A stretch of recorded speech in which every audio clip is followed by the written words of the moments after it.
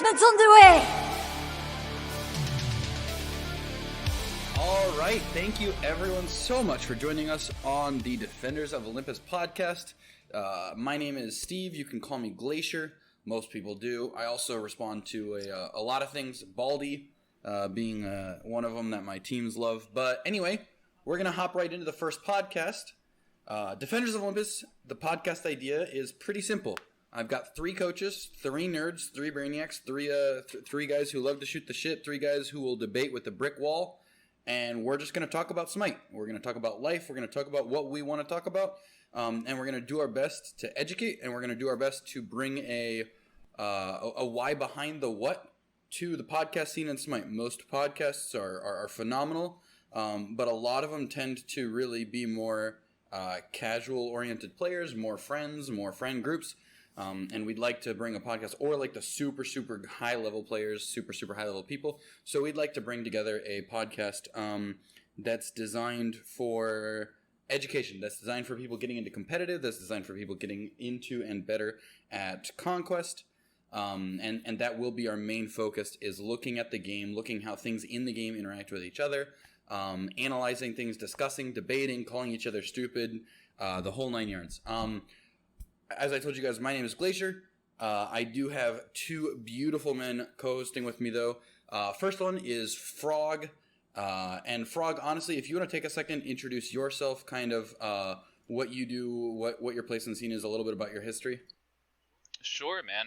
My name's Ted. A lot of people call me Frog. I also go by Amphibian or Squishy in some other servers. I've been a coach for a couple years now. Season 5, I think, is when I really got into it, watching a little bit before that. But I most of my experience is coaching at the Masters level, just below SCC. Used to be just below SML, but that's where most of my experience comes from. But I try to get around where I can, VOD review where I can, watch what I can, learn everything I can. I try to be everywhere, but that's where most of my experience comes from. You might know me from coaching Horizon for a year or 2 off and on.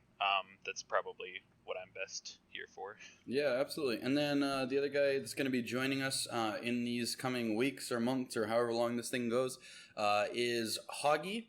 And he is a good friend that I met in the OCL. And I'm going to go ahead and let him introduce himself, kind of tell you guys a little bit about himself. What up, gamers? My name is Hoggy. I also go by Mike. One of those is my birth name, and I'm not telling you which. I'm here because I look exactly like Glacier.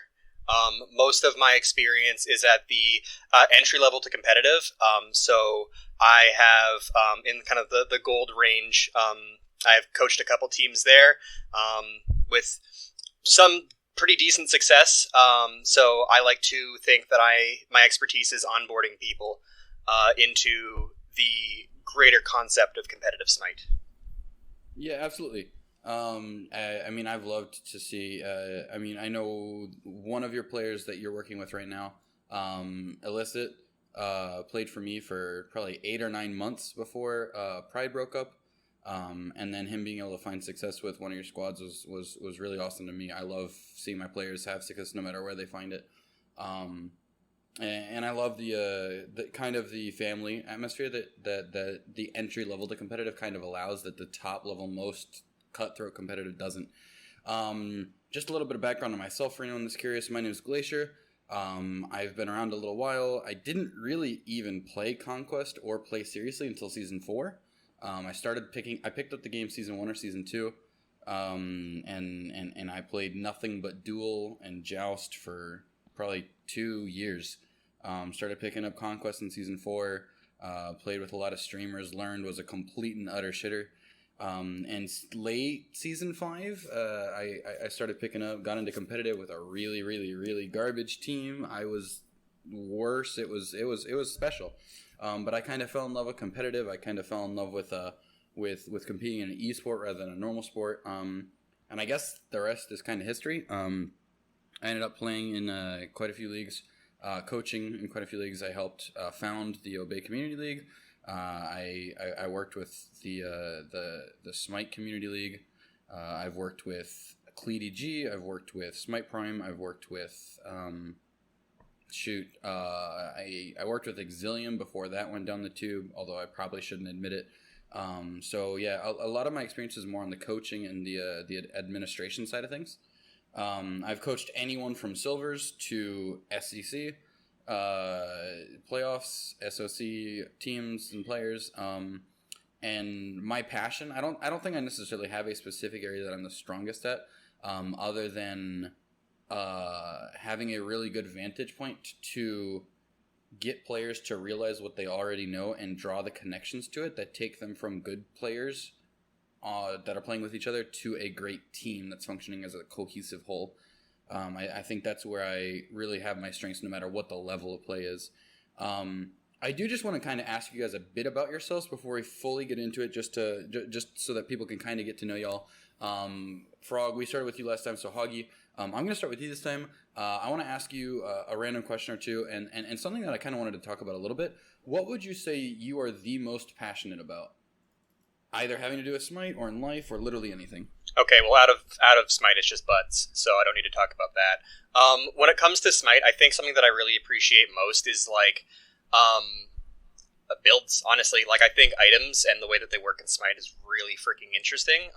Every now and again, I'll get into, like, super nerd mode where I just hella crunch numbers for, like, very specific scenarios and try to figure out if something's better over another thing for certain situations. But for the most part, the way that things synergize with other items and with kits and stuff like that, that's my Smite nerding. I do a lot of other games outside of Smite too, not competitively or anything like that, but I guess other interests would be like Magic the Gathering, and I play a lot of D&D and tabletop games and stuff like that. So I'd say that kind of sums up me as a person right there, is I try to find the dorkiest things I can do.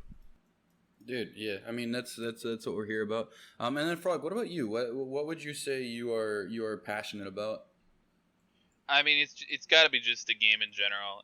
In terms of looking at it from a life perspective, it's definitely, this game has been such a big part of my life, and maybe esports in general. Really, I played a lot of. I've been playing esports since I was probably 13 or 14. I started in Call of Duty on console, and that was a ton of fun for me, and that really shaped my childhood. Through high school and everything like that, and then getting into Smite and getting into a game where you actually have to think about more aspects, and that's not to say that other esports are easy, because that's not true, but the depth that Smite has really brought me into it, and I've been a huge fan of that in particular, and that's brought a lot to my life. You heard it here first. Frog said outright that every other esport that's not Smite is the easiest crap ever, and if you're not like a Masters, you're gone. Yeah, I mean, word for word, practically. Yeah, that's pretty much exactly what I said. Wow. For me, my passion and why I do what I do, especially as relates to Smite, my passion is people. Always has been. I tell my players often, I tell people that I'm recruiting, I'm not in the Smite business, I'm in the people business. I like to use the game as a platform to invest in people. I've coached other sports before. I've coached volleyball, I've coached soccer, so a lot of my coaching philosophy comes from that, comes from study, comes from my dad, who was a coach for years. And I really use the game as a platform to do my best to invest in people, to teach people real life lessons. Like one of my number one things that I always tell my players is effort is non-negotiable. That includes showing up early, ready to play. That includes giving your all no matter how shitty the game is. And there's a lot of little different things that we try to teach as coaches, whether it's intentionally, specifically trying to teach a life lesson or not. But there's a lot of things that as a coach you can teach players, especially the lower to mid-level players, that have a lot more to do with being a good person and living a successful life than they do with just necessarily the game. And I love the opportunities that this game has given me, and I'm super excited to try to start giving back to the community with this podcast, and hopefully we can do something useful with it. And speaking of doing something useful with it, Hoggy, if you want to go ahead and kind of go into the nitty-gritty of why we're doing this and kind of like what the thought is and what we feel like the value could be, because I know that's something that's really kind of dear to your heart. Yeah, well, I mean, why we're doing it is because of our egos. No, but for real, first of all, this is a podcast where we talk about...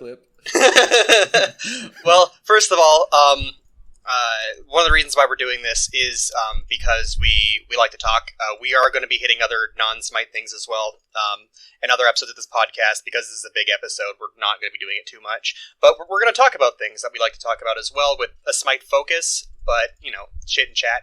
But what we're really here for when it comes to Smite things is just the value of education and discussion and, elevating your knowledge and involvement in Smite as a whole. If Smite is something that you really do enjoy and you do want to get better, what we like to focus on is not just showing you things and getting you to do small things better, but teaching you concepts. We want you to we want to teach you how to learn Smite. So I can teach you how to mechanically play a god really well and point out certain specific things, or I can show you exactly what the concept behind an auto cancel is and stuff like that as just a basic example, and then you can extrapolate that to every other god in the game.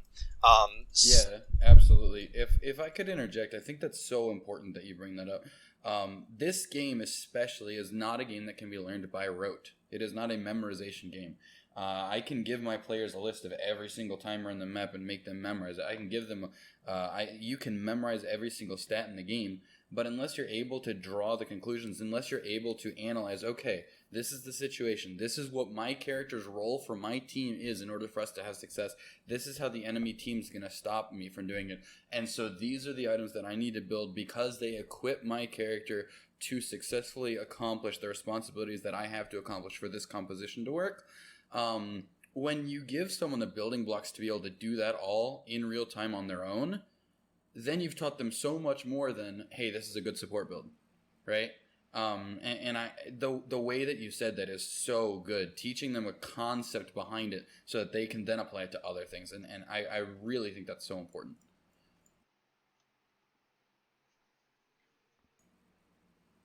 Yeah.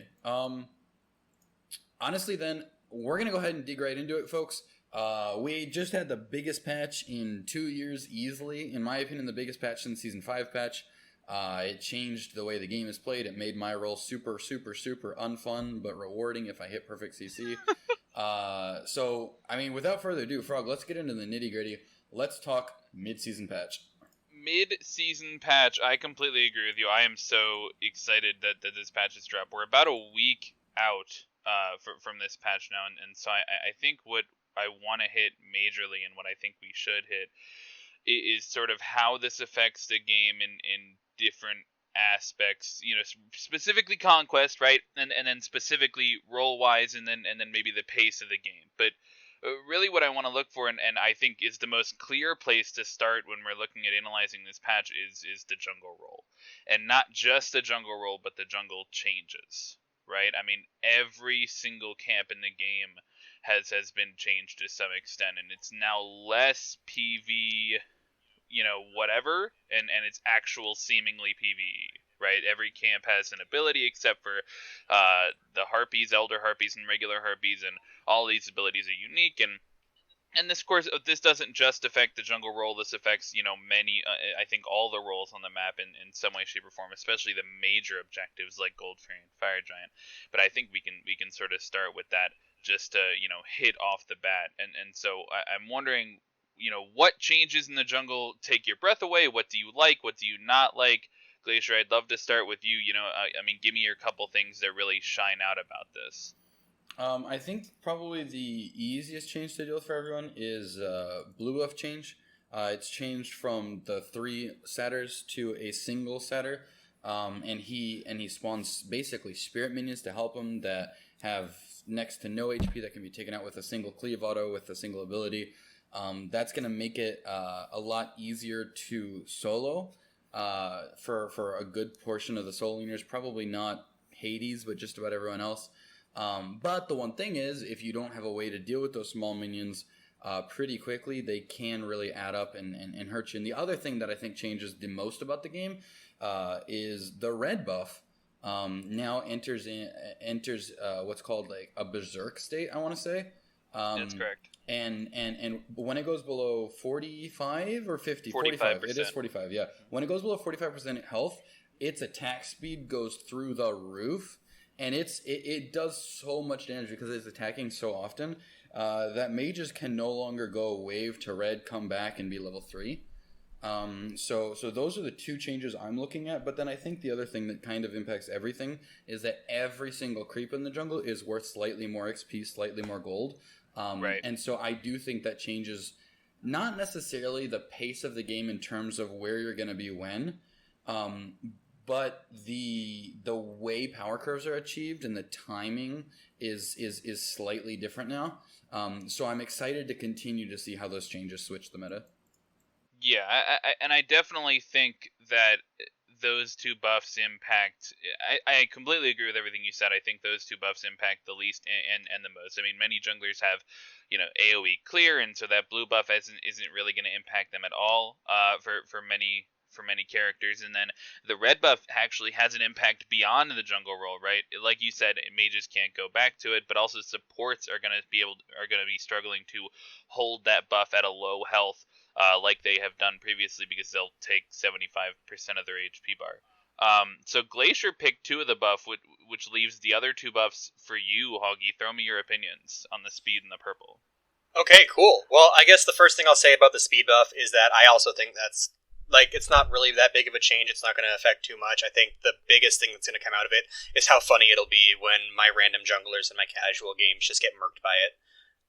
And that's going to be the beginning of the end, I think, of what really that affects, because it's really not that hard to kind of walk out of the way of it. It's there to kind of make you a little bit more mindful, but I think that's kind of it. But when it comes to the purple buff, this one's really interesting, because you can take the purple and then try to get right into fighting, and you won't even get targeted by the minions there. So especially like early game when the minions are hitting and stuff like that, you can start engagements pretty quick and just not take minion poke. The rest of the buff itself is obviously still really good. Like, that didn't change at all. But I think especially early game, I mean, the decrease in protections doesn't really change anything. And then when it comes to late game, the person that's usually going to be taking the purple buff is going to be a carry of some sort anyways, and their protections aren't going to be also hit as hard by the 20% reductions, because the support's not going to try to solo it late game. So I think that part of it is not really that impressive there, but the kind of the invisibility to the minions can really get your support early to get aggressive in lane, or even a jungle if they come back at a purple rotation, and then they can come in and swing and not get hit by the minions as well. I think that affects the early game pretty solidly. Yeah, I completely agree. Definitely some opportunities for those aggressive supports to, try and make some. And a lot of people are going to call that cheese, but it's really not, right? I mean, they're adding that into the game. They know what they're doing, right? It's not like they know that minion aggro isn't. It's not like they think minion aggro isn't going to affect anything, because it's very clear what the purpose of that change is. So it's interesting that both supports get it, and so maybe it's going to be a standoff. Maybe aggressive supports are going to find more, favor with some people who prefer that style of play. I'm really interested to see how the meta shakes out, and we'll get more into that when we talk about the support role a little bit later on. But the last thing I want to touch on before we go into actually the characters being played in the jungle is the main objective changes, and I'll sort of run over my opinions on that, because I think those, at least the Gold Fury changes on, at least the Gold Fury changes of those is super duper impactful. We'll start from the Fire Giant, because I think that's the least impactful. All the Fire Giant does right now, there's a small bug with it, but as soon as it's working as intended, which is, it leaves some pools as you walk through the pit, that's not a big deal at all. It just means you can't back there, and you can't Thorald from it as easily. You still can, though, right? You just got to be careful about it. And then we have the Pyromancer and the what are they called? Oracles. Forgot that name for a second. But the Pyromancer and the Oracle both have this channel time for 3 seconds shortly after you attack them, and the Pyromancer gives a debuff where you take more damage, and the Oracles get a little bit tankier. But the debuff is relatively easy to cancel. It's just going to add a little bit of a decision-making process to it, whether or not you use that CC on the Oracles or the Pyromancer, or you save the CC to prevent someone from stealing. It could potentially involve people trying to take some fights against the team doing Pyromancer if they do take that, damage buff where they're receiving more damage, so it could open up a spot into the game, but I don't expect that to really have a huge place at a high level. And then there's the Gold Fury changes, which are so big that it transcends all three of us, and I need to talk about this, because I think Glacier has some pretty strong opinions on this. And I'm just, it's sort of baffling to me how much this impacts how the Gold Fury pit is now fought over, especially in the early game. For those of you who don't know yet, the Gold Fury now has this channel time when you attack it, and it starts channeling whoever's tanking it. And if you're channeling, if you're attacking the regular Gold Fury, you'll get a slow. If you're attacking the Oni Fury, you'll start to take more damage from all sources. And if you're attacking the Primal Fury, you do less damage. Is that correct? And so. Yeah, the primal makes you do less damage, yeah. Okay, good. So I'm on the same page on that, but I mean those are just that stacks up to 30% for each of the Gold Furies, and I'm wondering how you guys think that's going to impact these early to mid game Gold Fury fights. Well, I know Glacier has a lot of thoughts on them, so the way that I'll put it here is that I think the primal is mostly a non-change. It's going to be a lot harder to solo it, but it's not. It's honestly not even that much harder from what I've actually tested. I've been able to do it myself playing Erlang Shen in the jungle role, and I'm not good at the jungle, so the fact that I could do it was impressive. But for the other ones there, I think the regular gold makes early Gold Furies a little bit more risky because getting punished for it can be big here because you're slowed and then you're worth more. So like if you guys can't secure it properly or they're able to catch up with you on time, whoever's been tanking it is going to get just snacked right up, and it's going to be a really unfortunate swing when it could have been in your way. And then the Oni Fury, I think, makes fights around that a lot more interesting because you can't really bait it out the same way without getting blasted, really. Like, if you're just one person tanking it, like your support, and they're just tanking it the whole time, and then, again, you're just trying to bait it, your support's just going to get blasted. So I think that makes a lot harder to bait the Oni Fury, which is a very important objective late game as well. But that's really all my kind of thoughts on it. I know Glacier has a lot more detailed thoughts about this. My only thing is that the fact that a team at, let's say, 8 minutes, let's say 10 minutes, let's say 12 minutes, whatever. Let's say we're fighting over a Gold Fury. Let's say even if my team gets it, let's say I die, right? First off, my farm's coming online slightly slower because I'm a support and like I don't get to play the game that much anymore. And everyone's just gonna kill me. So unless I'm just like really playing it kind of EU, sitting back, farming, being on top of every single timer, spreading around, I'm the lowest farm in the game, or at least I should be, unless someone's just incompetent, right? Then when we get it, we're trying to disengage, or when they come to fight and we can't do it because it's too early, we don't have the resources to full fight and tank it. I am slowed for 30%. Annoying, but I understand it. But then on top of that, the enemy team is rewarded for ignoring the objective, ignoring the team, and looking to only pick whatever poor sap has to tank it. And the person tanking it does not have a way to defend themselves. And the reason that they're so incentivized to kill me, I'm worth first blood bounty 10 minutes in the game as the lowest farm. And to me, that just doesn't really make that much sense. I understand the slow. I just think the bounty is a bit ridiculous. And the slow is the most unfun type of CC. There is no more unfun type of CC. I'd rather be Chuck silenced in a knockup. I'd rather be Jingtian thrown because those end. Slows just feel bad the entire duration. So to me, it's not necessarily that it's a bad change. It's just there are so many changes that stack up this patch to make support an extremely difficult role to play. It's just it feels like you're punished for playing your role. At this point, supports don't get to play support. You're either playing Hercules or you're playing a mage with CC until you're 5 items deep, 25, 30 minutes in, right? And that's just not something that I think is good for the game. That said, we had our meta last season. I'm willing to see how it kind of straightens out once they have the Hecate adjustments out, once they have pen adjustments out, once they have Magus adjustments out. Pen tree and in the mages just all needs to be taken power off of, or else it makes no sense. But I mean, we'll see. I'm not going to be complaining about it for no reason. I just personally think it's an unfun change. That doesn't necessarily make it a bad one, but I'm not a fan. I'll put it that way. Right. We'll definitely see how this shakes out. This certainly isn't the last or the final iteration of the meta. We still have several months of this season left to go.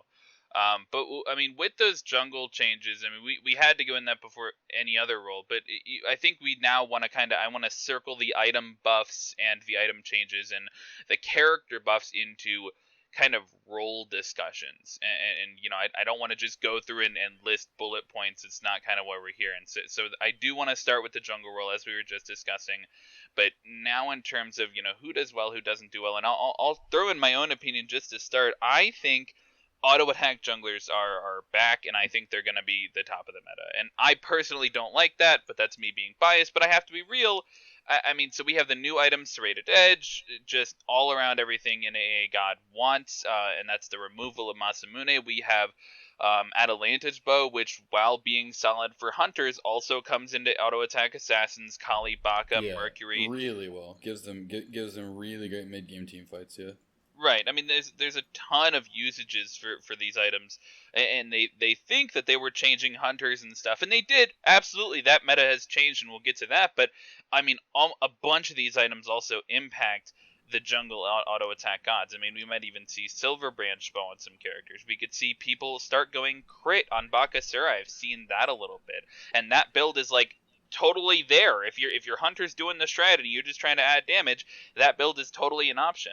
And then we have this character Quang, who has been, you know, pretty much bottom tier. I mean, at the start of every single season, everyone goes, "Oh, Quang's gonna be awesome," and then everyone just remembers how to play him against him, and then he just doesn't do anything. So people stop playing him for the rest of the season. Then the next season they buff him, and everyone goes, "Quang's gonna be awesome," and then he does nothing once people remember how to play against him. And I think this is somewhat of the same, but they buffed him again. But then, what the big thing is now is Magus stacking and Hecate Ring. And Hecate Ring, with Magus, just the way his Dragon Call DPS works, you build enough attack speed and you can melt someone before they can get their jump off. It's obscene. Yeah, I mean, it's incredible the potential that this character has, and I know that Johnny is super excited, that the semi-pro player, because he's an Quang main, but I think that we're going to see more people playing him than just Quang mains, which in the past, that's really who we see playing Quang, is people who love Quang, but I think he might pop up a little bit farther than that. Hoggy, I mean, which of these jungle changes, and it can be something that I haven't mentioned, what's really sticking out to you? I mean, how do you think this is going to shape the meta? Well, I mean, like we talked about, right? I think we really need to give a shout out to Golden Blade, and nothing really changed on it here except for the fact that auto attack junglers got so much else to play with as well now. But the thing about Golden Blade is that it's so cheap and makes farming so much more efficient that every other change that came that kind of made things nicer just got amplified so much by the Golden Blade existing. So the thing is that traditionally auto attack based assassins have usually had a rougher early game to get through, and that was one of the trade-offs for it, because even when auto attack assassins were pretty good, usually it was you were able to get them through the early game without being punished too hard, and then they could frag out. But now we're just like, that's fine, we're just going to take all the farm on the map better than anyone else, and then we'll frag you. And it's just, I think that's the main thing coming out from this, is the fact that they just were given the tools to farm so efficiently, and then a bunch of stuff just got piled on them.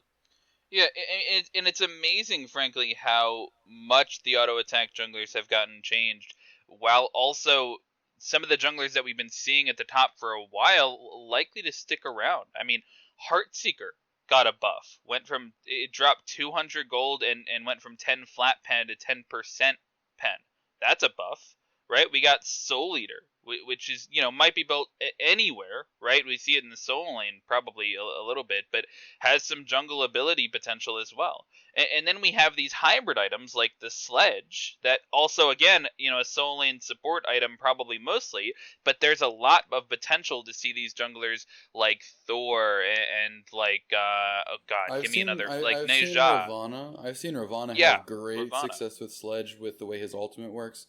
I've also seen Sino spamming Chuck with Sledge, which is quite frankly terrifying. But I definitely don't think, as insane as auto attack junglers are, I definitely don't think that the other junglers are worse, right? I definitely think the pen changes are good for them. Heartseeker is good for them. Everything that everyone got this patch is still good for ability junglers. We just don't see anyone playing them right now because they haven't been able to play the auto attack junglers for so long. That's like, ooh, shiny, right? And then you'll see, I think after a little while and after a little bit of balance is brought to the build path to kind of tone down how quickly the scaling can work with Golden and Serrated put together. I think you'll see a bit more of a balance of the certain players will have the certain styles, the preferred style. You'll still have the one-shot ability assassins, but then you'll also have kind of those bruisers like the Ravana, for example. And I think those are actually still really fantastically good right now. In context. It's so oppressive to get online that quickly with the auto tech gods, and they're able to be played with an ease of with like you don't suffer the drawbacks that you used to suffer, I think is the best way to say, which Hoggy touched on, and I think that's why we only see them right now. But I honestly think that it's kind of gonna even out, and you'll see it much more of a personal playstyle thing rather than a one or the other. Yeah, I actually pretty much agree with that statement. I mean, the fact that auto attack junglers are back is not to say that the junglers that we've been seeing for the past several months are gone, because that's not true. Yeah, I mean, for example, Daji, Pele, Thor, they're still insane. A good Susano from ahead, still obscene, right? It's just junglers have not been able to play Baka. Junglers have not been able to play Erlong. Junglers have not been able to play Quang, and they're getting their time to play the gods that they've had to put away for a while. And we'll kind of see how the meta evens out, I think.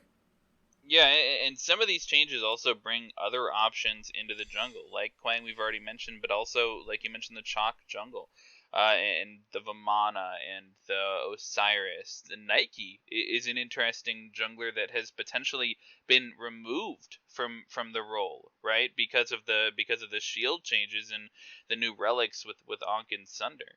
And so that it's not to say that the meta is exactly the same with just added gods, because there have been some changes, and I think some of the junglers have gotten nerfs, but I think there's going to be a lot of changes. One thing that I know we have to talk about before we move on to the next role is the Ratatoskr changes. Ratatoskr primarily played in the jungle, but now with these new Eggcorns, I mean, he might even be able to play in support. Shout out to Polar Bear Mike. I mean, he has so much flexibility with where he can go with these Eggcorns. And Hoggy, I'm wondering your initial thoughts. I mean, do you have a preferred way to play this god now? I haven't really had the chance to play it too much myself personally, but when it comes to Rat in general, I think when it comes to the jungle, I'll say, kind of just to touch on that, I think both of them are really, like, all the acorns are really interesting, but when it comes to jungle in particular, the Thistlethorn, which is the one that does the Acorn Blast plus enemies take increased damage, I think is going to be really, really good right now, because I think that's going to be more consistent. It's going to land more consistent stuns, and also the extra up to 5% increased damage on top of the already existing Spear of Magus nonsense. I think a burst rat can get you down really hard, really fast with a power and pen build. The crit's going to be okay, but I think that's mostly going to be for like casuals and maybe ranked. Like the idea to dash past someone and crit them is going to be pretty cool, but I think it's just not going to be as consistent, and it's going to be kind of harder to reach the top end of. I know you got like the 20% critical strike chance right in its thing, so that's right. Definitely nice as well. But I think the value you get out of Thistlethorn in comparison is just a lot higher. Then when you're looking at the defensive ones there, since we're kind of, with the way that protections changed and stuff like that, I think we might not see the Thick Bark Arc Acorn too much to start with. I think people are still kind of really focusing on health builds and stuff like that, and so the ability to just get an additional 15% maximum health, whether you're support or solo in the jungle for Rat, and the additional 7% heal instead of the 3%, or... They changed it again. Let me just look. Yeah, I think it's 7%. No, it's a 10. Yeah, it's a 10% health bonus now. I apologize. But yeah, like looking at those changes there, I think if you're already kind of making use of the health builds and stuff like that, I think Evergreen Acorn is going to get you a lot further along with that. And so I think that's probably what we'll be seeing on that. I think if builds shake out again, or they do some changing to penetration or protections or something like that, we'll see Thick Bark more. But I think, at least right now, with the way people are thinking the game's working, Evergreen Acorn is probably going to be more prominent. So I think if I had to bank on any two, it'd be Bristlebrush and Evergreen. If you don't... Go ahead. Or not Bristlebrush, Thistlethorn. If you don't mind, could I kind of jet in here, Frog? Or if you want to go respond, ahead, if you want to respond, we you're got fine. time. I actually completely disagree with your take on the Jungle Rat. From watching top level games, I think it cannot be overstated how obscene a Ratatoskr critting someone for 1,000 damage with a dash at 10 minutes into the game is. I think it cannot be overstated how obscene that is. I think every single top jungler that is playing Rat right now is playing the crit Acorn. General consensus seems to be that Thistlethorn is worthless, actually, at the top level. Crit Acorn is obscene. Crusher Hydra's Malice build. People are going Rage, Deathbringer. People are building the new Wind Demon that has percent pen. Crusher Hydras and Malice, though, is a build that I know Davies is playing a lot.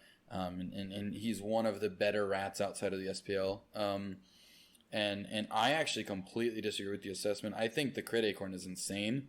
I think it allows for magical ADCs. I think it allows for ADC to not have to go crit at all. Whereas which is good because the crit build got nerfed for ADCs.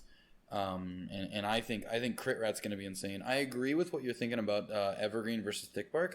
But the one thing I do want to point out is I think late game, if they don't have anti-heal against an Evergreen Acorn Rat, they're just incompetent. And so I think late game you'll see Ratatoskrs selling, which is something you can do now, selling the Evergreen Acorn. And late game, I think you'll see them picking up Thickbark. And that gives 15% protections. It's not 15 prots, it's 15% prots. And so I think late game, instead of getting a 7th item, I think you'll see those Evergreen Rats that have been relying on the sustain. I think you'll see them swap to the protections and the protection steal that Thickbark grabs. The protections are actually 10%, not 15%. Both Evergreen and Thickbark got nerfed for their health and protection increases, respectively. I definitely see what you're saying. I think late game, though, is when all the pen comes online, too, and that's when that gets crazy, and I still think the extra 10% health might be valued more than the 10% protections at that point. I think we'll have to see how that one shakes out, and how much stacking a lot of health compares to, getting those extra percent protections, but I still think that the extra health when you're getting hit by a 60% penetration attack anyways might still get you further. Yeah, it might be insane. I know my solo laner played Rat the other day, and he went Healy Acorn, Gaea, and just a bunch of health items. He built 3,600 health and just ran around eating kin-size Heartseekers, Soul Reaver to the face, and it didn't matter because his health per second was 28. Not per fun, per second. He was getting 20. It was hilarious. Some of the potential here is absolutely insane. I think you're definitely, if it's a tank rat, go ahead, pre-set up for it, invest in anti-heal. You'll need it. But I don't know. I'm excited because I honestly think without trolling, you can play rat in 3 roles. Without trolling. And I think you'll have some crazy people who are going to be pulling him out in ADC too. Yeah. What, no love for my rat mid? No. Absolutely none. Nope. There's definitely potential here for Rat, and it seems kind of odd that it's not a kit change, it's not a rework, it's a simple, and it is a rework to his passive, I guess, right? Because that is the Acorn. I mean, I would argue it is a kit change because it completely changes how he uses his kit. Yeah, no, that's a fair point. It's just it's a sort of a rework, not in the usual term that we've seen reworks done. That's kind of the thing I'm getting at, but it's super cool. But talking about your solo changes and how Rat can be viable over there as well, that's a really good lane to move into next, and we have a ton to talk about there. I mean, the big items coming online for the solo lane are these new shield changes. We have Glad Shield and Berserker's Shield both going from a tier 2 item up to a tier 3 item, getting rid of the sustain and, giving a new passive for each. Berserker Shield still an attack speed power more based item. Gladiator Shield coming in with a passive that gives a little bit of extra damage. And we mentioned the sledge in terms of the jungle, but I think where it's really gonna shine is going to be the solo lane, and so I think we're all of the general opinion that the sledge and possibly health, in addition to the Gaea change, might be running the meta for the beginning of this patch here. What do you guys think? Yeah, I mean, Sledge is thick as hell. You get it. It's only 2,300 gold. And then you get a decent chunk of power, bunch of health, chunk of mana, crowd control reduction early if you're rushing it, and then the extra prots as well. I think boxing one-on-one in the solo lane there, if you're really trying to get aggressive, I think Sledge just gives you most value right at the top. I will say I think Sledge is also going to be really good in the support lane. If we want, we can talk about that, or we can talk about that when we talk about support. But I think if you're playing a physical support there, getting Sledge and kind of running that side of the map too is really strong. But I think if your goal is to hit the ground running, grab Sledge, get your prots, your health, your CC reduction, and just box harder with that extra power as well. I think it's really going to kind of hit the gas on it. Yeah, in my opinion, it's a super good second item, depending on the god, depending on the matchup. I think most people are going to be going Gaea first. I think a few people aren't even building Warrior's Blessing. They're just rushing Gaea, depending on the character, depending on the matchup. Some people are still going Blessing into Boots. Some people are going Blessing into Sledge. But I see a lot of Gaea first right now in the solo lane. And it seems like solo meta might be shifting more towards Guardians, AFK farmers, people who are going to clear the wave, go proxy. They're never going to kill each other anymore with Gaea changes. But I think the big impact that Sledge is going to have on the map, rather than just the solo lane, is the fact that a solo laner rotating is going to be way tankier. Because if you factor in the fact that a solo laner can now go reinforced Gaea Sledge and come over with, 800 HP just from items at, 12, 15 minutes in the game, fully capped crowd control reduction just from those two items. That's going to be insane, because that then allows them to go more aggressive items after that first rotational curve is met, which I think is going to have some impact on the meta if we see those aggressive gods. I'm not exactly so sure how aggressive solo is going to be though, because like I said, I do think we're going to see a shift to more crowd control, more CC, more initiation, more zone control than just full-on aggression. And I don't think the Sledge that's the Sledge's strength as much. So I think it'll be interesting, not only just the item, but the build order. I think some people will be looking to go with it first and bully with it.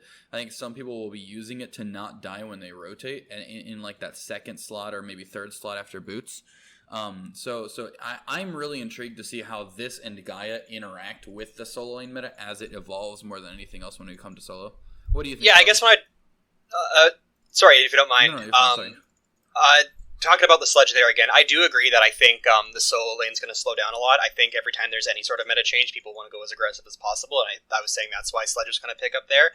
But I think as we get more into the meta where people are going to be picking Stone of Gaea, like first item and rushing that just to never die in lane, and we'll see the slower, more late game Guardians and stuff like that come out. That's why I was so hype on the Sledge about the support role and running that to get aggressive early, because in the duo lane there, that's 20 prots basically all the time on top of everything else while you're like dueling, and then you start rotating 3v3s and you get that 30. But I agree. I did want to. The caveat that I guess I wanted to drop was that I agree that as long as people are trying to play aggressive, it's going to be the Sledge. But I think we're going to see that phased out as we move to magical gods and late game gods later. Yeah, and I have a pretty strong opinion on how that meta is going to shift, and you guys can tell me if you agree fully or just partly. We can all say the solo lane meta is going to slow down, but to get a little bit more specific, I mean, I feel like we're going to go kind of in stages here. I feel like we're going to keep this a very similar solo lane meta to what we had previously, like before this patch, for the first couple weeks of the patch. We're only 1 week in now, so I think not much is going to change off the bat, and we're even going to be rewarding these aggressive solos for continuing to play aggressive. But you hit the nail on the head for the next point. The Gaea and the additional tankiness of some of these players is going to start to prevent these trades and the lack of sustain from these, particularly Glad Shield, which is being removed. The lack of sustain is going to make people less likely to take those risky fights because they can't heal up as much, and so we're going to get overall less fighting at a super high level, and we'll end up in people just sitting there to farm, and people are going to go, oh, if I'm just sitting here to farm, why wouldn't I put a Scaling Guardian here? And so I think the best warrior, in my opinion, right now is Alma. She's always been of the warriors, she is the teamfight warrior. But legitimately, with Gaea, and then with her first ability, with the region that stacks, I know there's a player in Smite Prime that pulled Fire Giant at 27-28 and tanked it until it turned enhanced before they killed it. Just off the Gaea region. Yeah, and so that's stupid. Yeah, the potential here for a lot of these solo laners who have some built-in region to add to this Gaea change and even some of the other item changes is a lot, right? I mean, there's definitely some argument. Like, Tyr is one of the guys who was on the map for the last, he's semi-relevant for the last couple of patches, and that's primarily because of the movement speed, right? I mean, you've seen him be built like Traveler Shoes into Wingblade, into Relic Dagger, stuff like that, but he might very much still be relevant this patch for a completely different reason, and that's because of his sustain in lane to start off. Is just, I mean, he's unkillable. He's there to sit in lane and farm, and that's what he's going to do. But I think the Guardians are going to move very, very quickly, and this is sort of where my prediction comes in. I think the Guardians are going to move very, very quickly into mages, and that's going to be starting with Baron and Zhong Kui. I think Zhong Kui, with the recent buff of maybe Tyrannical Plate Helm, is a small thing, but also the goodness of the item that is, oh god, what's the other helm? Is it Centennial? Is that what I'm thinking of? Celestial, that's what it is. Thank you. The Celestial Plate Helm, that item coming in, as well as just his innate buffs. I think Zhong got pretty recently, and then Baron's buffs this patch, adding some percent scaling to his abilities, and just some more damage on his 1, some more scaling on his 3. I think those are going to be sort of the start of the snowball, and then when Guardians have trouble dealing with those, people are going to take larger steps towards maybe seeing a Poseidon or a Vulcan, or possibly something else. Some of the other mages that we've seen in the past couple years might come out and show their faces. I think you're getting a little bit spicy with your fucking Poseidons and your Vulcans there.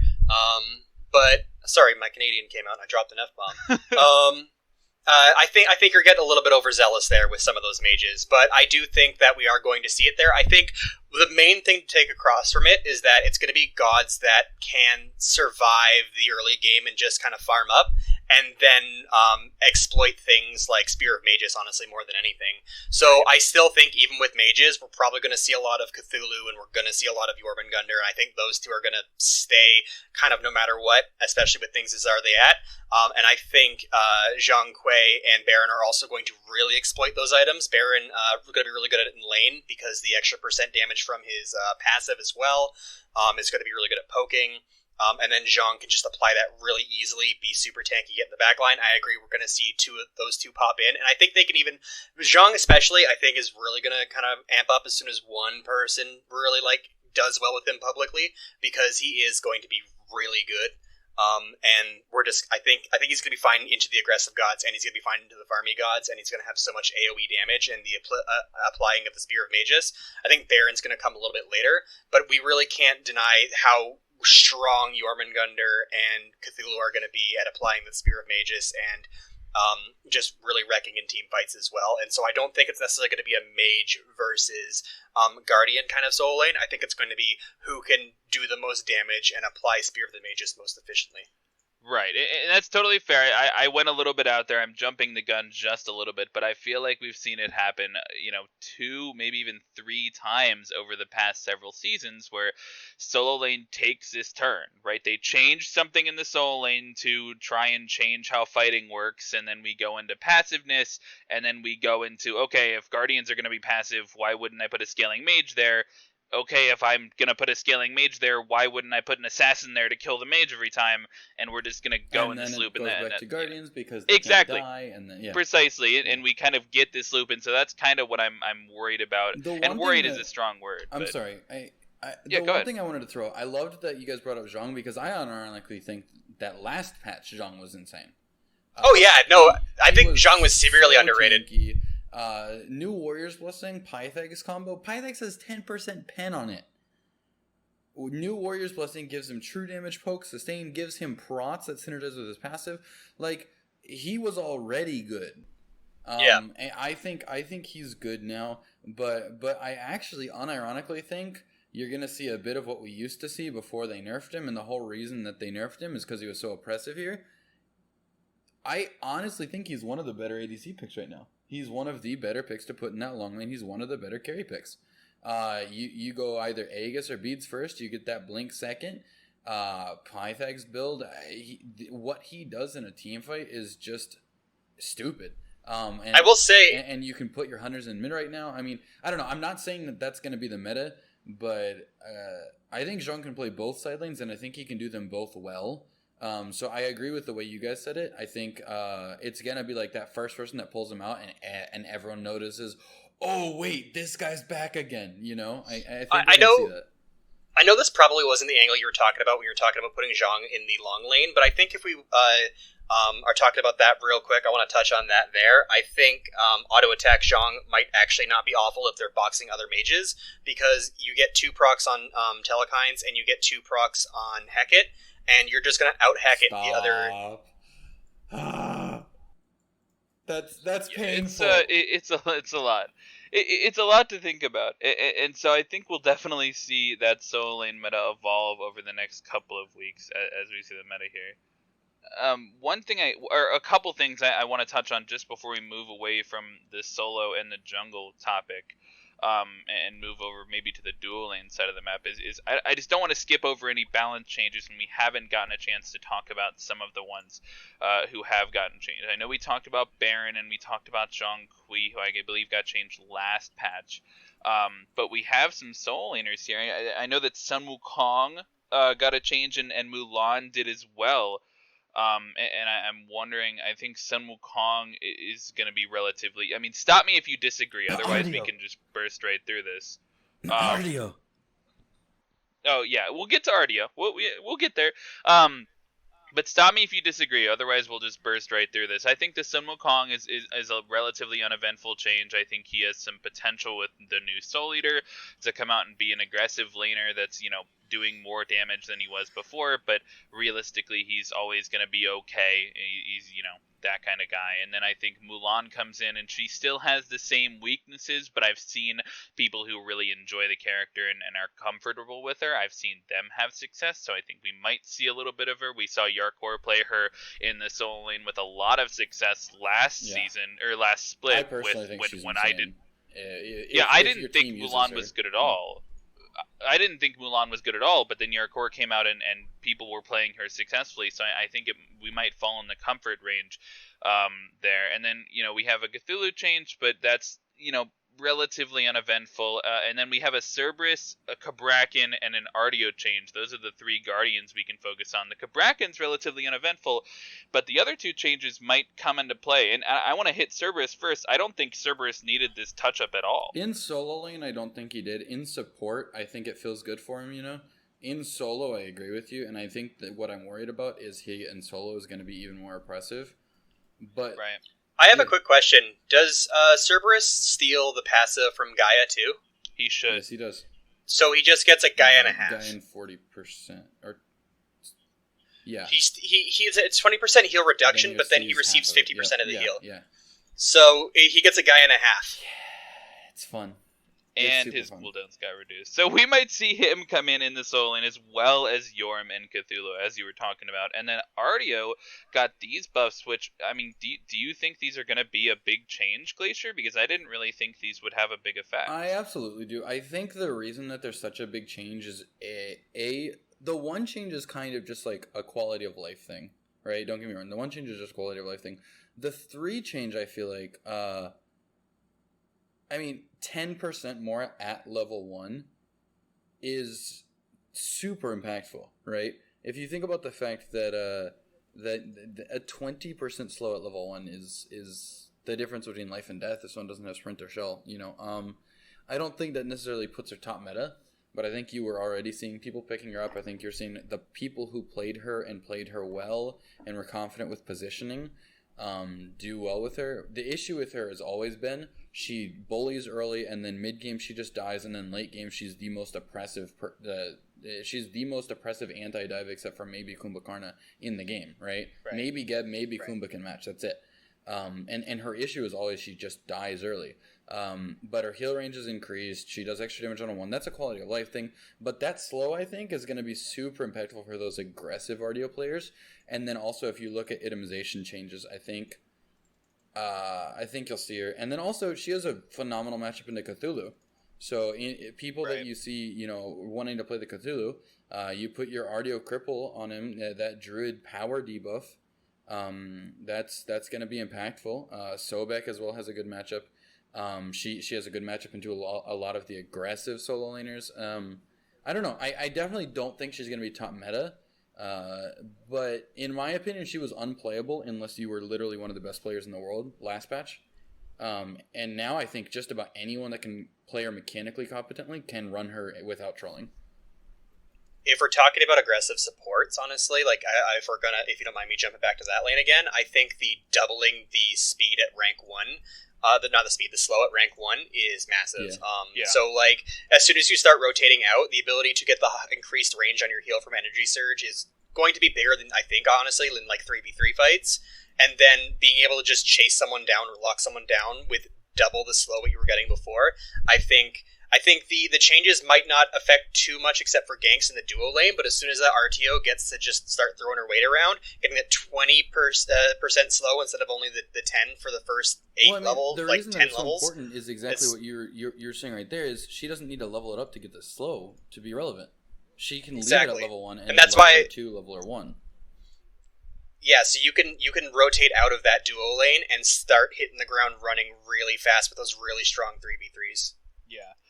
There's going to be a lot of potential for all of these gods, and we'll see how that shakes out. I do think that an additional 10% slow in the duo lane with no boots is definitely going to be something that could come into play. And I think that's where we can move next, which is going to be the support role. And I think that this arguably is the one that we have the most to talk about, just because of how some of the strategies in the new meta are evolving.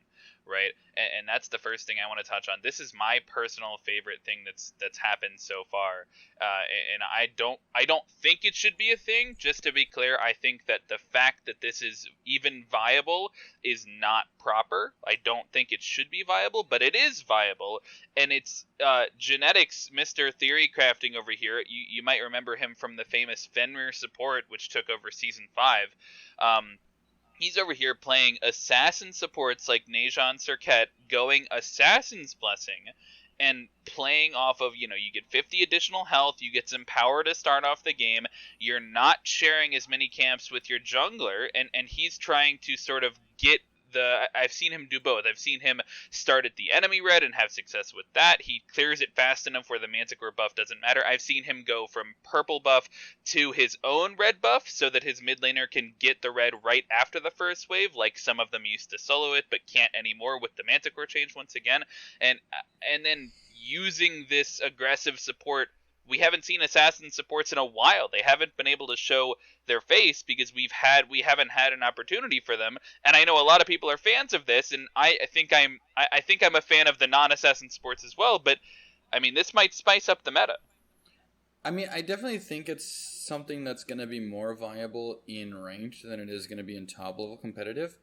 I think in top level competitive, the lack of tankiness is going to come back to bite you really hard if you don't get a huge advantage with that farm advantage that you have. Sure. So I think it'll be interesting. I definitely think it's only certain characters, but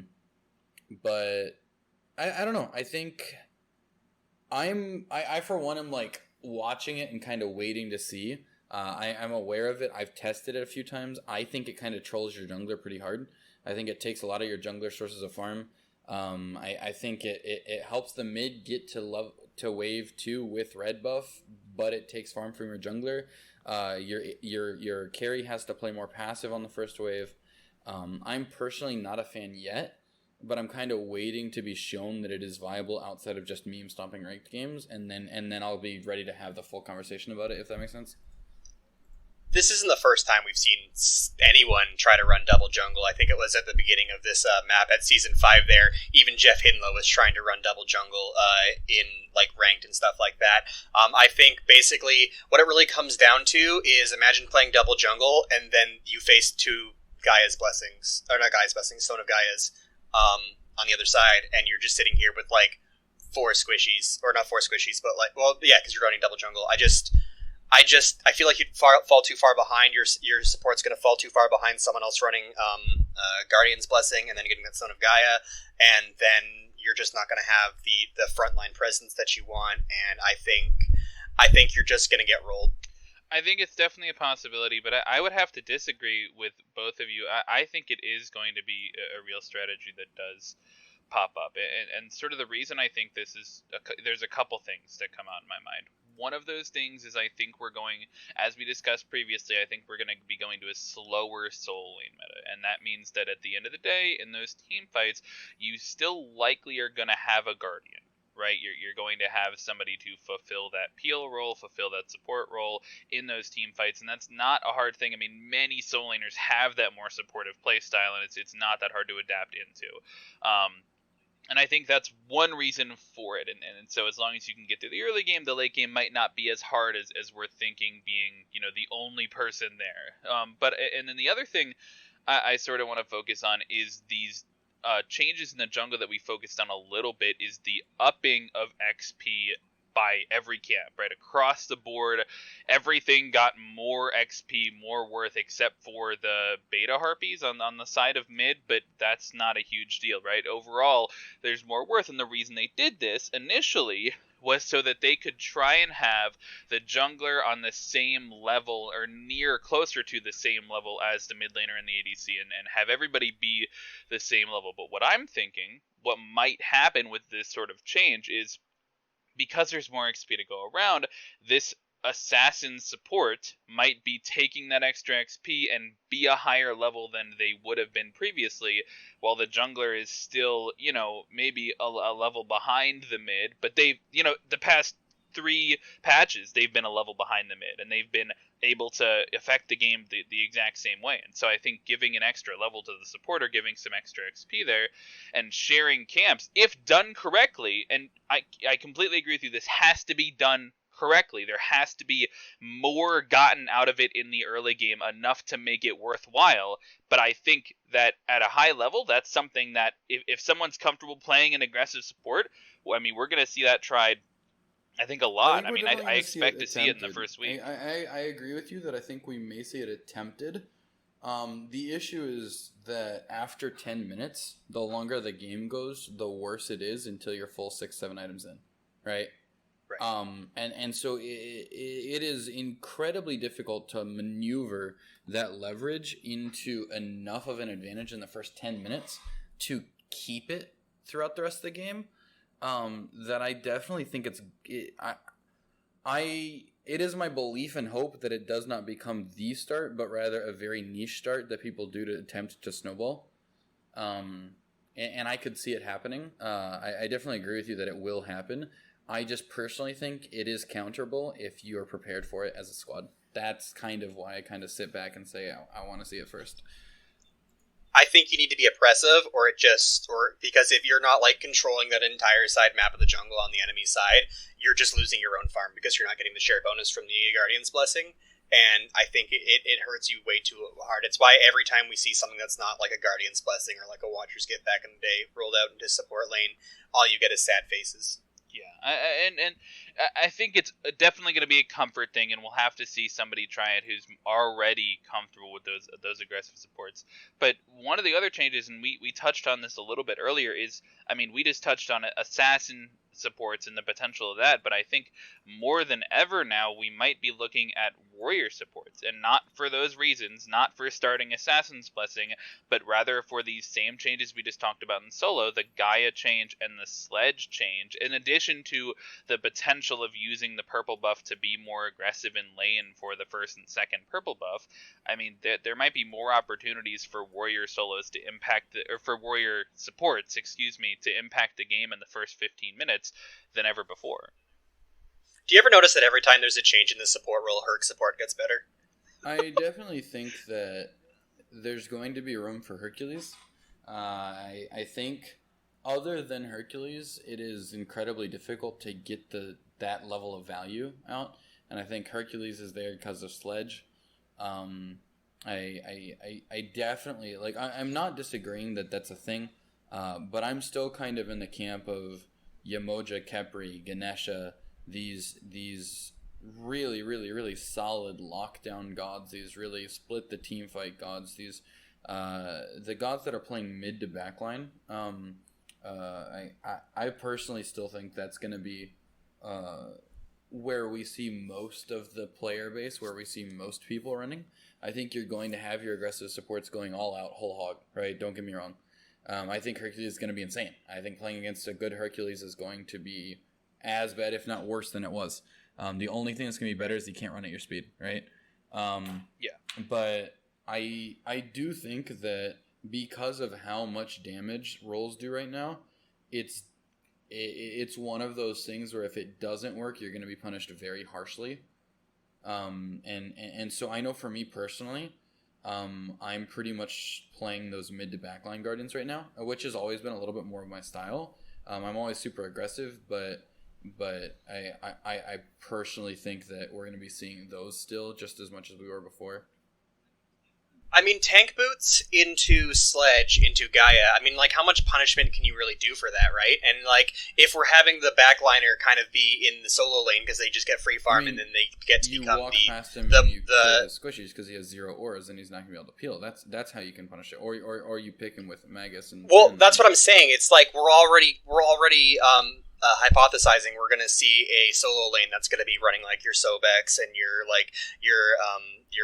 high CC kind of damage controlling guardians there, and so, like, why don't just hit the ground running in the duo lane and then get pressure in the 3v3 and then go from there, right? Like, I think what you're worried about losing by not playing that kind of support in duo lane, we're already getting out of solo, and so this feels like the best place to abuse the Sledge in the early 3v3, and then you're already just incredibly tanky that, like, it's basically just a role swap between solo and support, except the support just gets the farm all game and the solo frags out the whole time. See, here's the thing about that line of thinking, is that in order for that to work, you have to be the more aggressive support, in my opinion, right? And that's why it's such a sort of dangerous play style, because if you have, let's say, one team has a Hercules and one team has a Khepri, that goes pretty simple.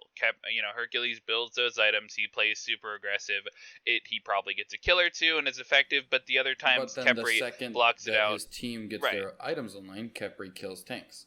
And so he just right, and Khepri helps with that. But more to my point, which is sort of the more aggressive versus thing, is if you go to aggressive support, like Hercules and Serket, for example, or it's not even that. I mean, Hercules, and I want to pick another warrior. Let's say Amma or Guan, somebody like that who can also do damage, also has some potential in the early game. Hercules being the more aggressive support than Amma, right? Hercules just wins that much harder than if it was Khepri. Because Kepri's not trying to out-aggress the Hercules. Kepri's trying to maybe punish the Hercules or use his ult to save a carry or just purely peel. Whereas Amma or Guan or another aggressive warrior support doesn't really have that option. If they're building the same way the enemy Hercules is, more value from then... Yeah, exactly. They have to go behind Hercules and try and solo their carries, and oftentimes, if it's that close, the Hercules or whoever the more aggressive support is going to have more success than that. And I think because of that sort of interaction, we are still going to see the sort of backline supports, like you mentioned, the Khepris and potentially some of these change gods we Emirs come out with this change. I wasn't implying we're not going to see like backlines. I think it's just like I think we're going to see some Amateratsus, some Hercules, and some Erlang Shens there, just building Crusher, fighting really hard in that 3v3. And I don't think it's necessarily going to be a first pick strat. I think maybe they'll try to bait into it by like picking their support, support.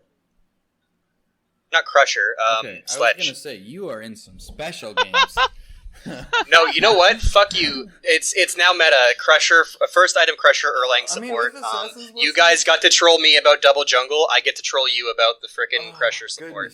Oh man. That would Speaking of item changes in support, we didn't get a chance to talk about Nemean Lion, Hide of the Nemean Lion. This item has gone from a damage reflection item to a damage absorption item. Now it has block stacks. 2 block stacks it stacks up, and I think it adds 1 block stack every 15 seconds. Is that correct? Do you guys know if that stacks up? Like if you have 2 block stacks and it's been more than 15 seconds, when you lose a block stack, will you immediately gain 1 back because it's charged? No, it's because that would just be 3 block stacks. Okay, that's what I thought. I just wanted to make sure that it didn't work like that. So the timer starts counting down as soon as you lose a block stack, I assume, which is how it should. Infinite block stacks. You just build it at the beginning and just don't get hit by an auto.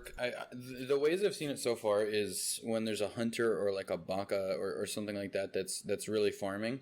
I've seen people that already interact with block stacks or disarms, or people who are already anti-attack gods, pick up the item just to be able to be really annoying.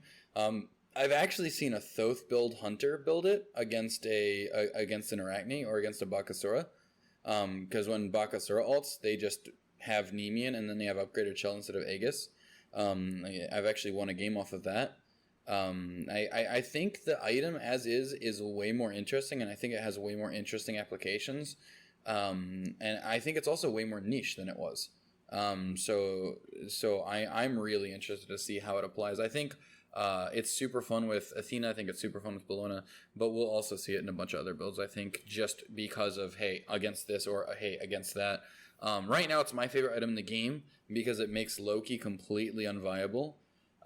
So I love it. I think it was fine even with only 1, just because it makes Loki unable to be played. So I'm happy with it. I think you should run more ability-based decoy damage Loki, and you'll find that it totally blanks Nemean. But I think one of the things that we keep dancing around, we've touched back on it a couple times, but haven't really got to because we're not quite at the ADCs yet, is Nemean Lion also stops the first 2 procs of Hecate. They don't get anything from it because it just blanks it. And I think if you're trying to box into somebody or you're trying to dive them and you want to get your damage off before they can sap your damage, I think getting in there with a Hide Nemean Lion and giving yourself the chance to do that damage is bigger than I think might be valued immediately.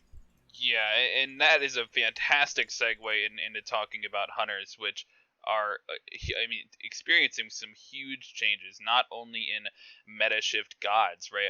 The god changes over in the ADC role, might, change drastically with the mage ADCs coming out, but also the builds have drastically changed. We talked about Atalanta's bow when we were talking about AA junglers, but that addition of 20% pen, and then the executioner nerf moving to 21% total prot reduction as opposed to the 36% it was before, and then the Titans being changed. It all adds up to make shred hunters, you have to build more to get the same amount of shred.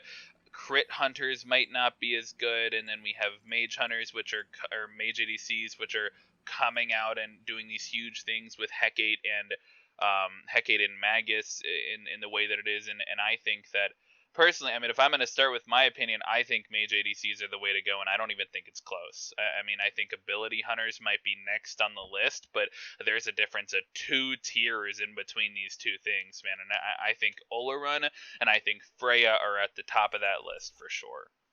How do you justify running a single physical hunter over Ring of Hecate, Spear of Magus, and then you get a Typhon's Fang off of the Ring of Hecate as well? It depends on the god. Depends on the god. Depends on the comp. Depends on what you're doing. I think hunters are just fine. I think their place in the meta is just fine. I think there are builds that they can run that counter the oppressiveness of those magical hunters. I think there's strats that they run in lane. I think there's strats that you draft as a team to counter those magical hunters. I do agree with you about which magical hunters are the best. I think I think Freya's insane. I think Chronos is actually insane because of how late games are going if you're a good Chronos player. And I actually have been changing my opinion on that in the last couple days. Because recently Chronos has been really, really, really garbage. But because of how late you see games, the relevancy of teamfights starting and how difficult it is to effectively siege a fire giant, and the importance of sieges and stuff, I think you're gonna see those players who play Chronos. I think you're gonna see them have a field day right now. I think Soul's insane. I think she's a little bit of a better mid laner, but I think she's insane. I also think that she counters some of the just stand there and poke magey guardians, right? I think she kind of does fairly well into the Cthulhu. That passive Magus Telkins proc is insane, but I think she's also like not super safe. I don't know. I think we'll see a lot of it, but I do definitely think Medusa's really solid, and you can build her Silver Branch, you can build her Ichval, you can build her Full Burst. I think Cupid, I think Neath, I think Rama's still good. I definitely think physical hunters are still every bit as fine as they ever have been. It's just I just feel like hunters are also good, and they have a laning advantage right now. I just feel like if you can have your support or anybody else make any sort of space for a Ring of Hecate carry, it's really hard to fight into them at all because they sap so much power and then frag out so hard in return that you have to find a way to separate them consistently. And try to get them burst down before they can get that off. Especially since I've seen, if you take a look at what Hecate gives you, and then a Typhon's as well, like I was talking about a second ago, is you also get 15% increased healing from Hecate, plus the increased healing you get off of Typhon's. And then just the combos of the lifesteal plus the power increases from both items together. It's oppressive. I've seen so many matchups just since this patch came out where someone was playing a mage ADC, specifically Freya, but I've seen it other ones as well, where anyone that walked up to them, if they weren't 3-manning it, were just getting fragged. I queued into Mifflin with some buddies last night, and he soloed my ADC without using ult, and then me and a Ravana went over, and I was Jing Tian, and I put my 1 on him, and I used Shell, and he still killed both of us at 12 minutes into the game. Don't get me wrong. I'm not saying magical ADCs are bad. I'm not saying they're not better than physical ADCs. I'm just saying I think hunters are still going to have a place, and I don't think they're just going to be replaced by physical auto attack junglers and then running 2 mages. I think that is a strat, but I don't think hunters are just gone because Hecate is so busted.